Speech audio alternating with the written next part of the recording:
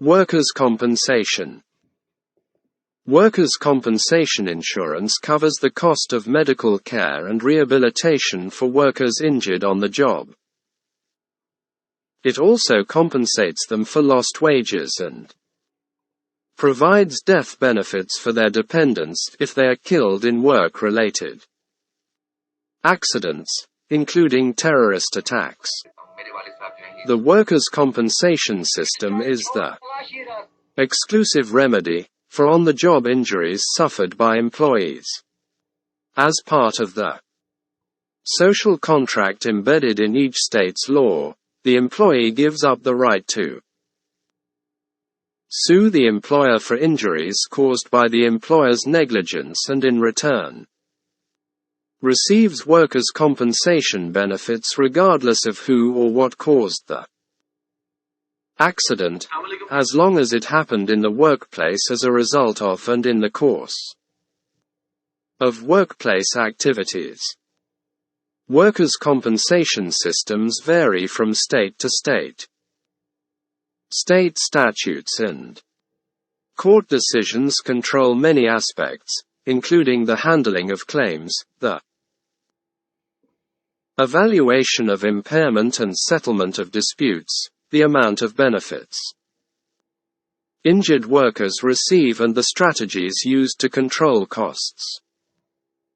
Workers' compensation costs are one of the many factors that influence businesses to expand or relocate in a state, generating jobs. When premiums rise sharply, legislators often call for reforms. The last round of widespread reform legislation started in the late 1980s. In general, the reforms enabled employers and insurers to better control medical care costs through coordination and oversight of the treatment plan and return to work process and to improve workplace safety. Some states are now approaching a crisis once again as new problems arise.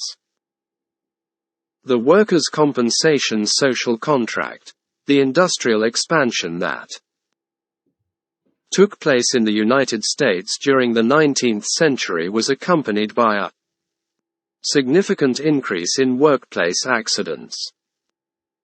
At that time, the only way injured workers could obtain compensation was to sue their employers for negligence.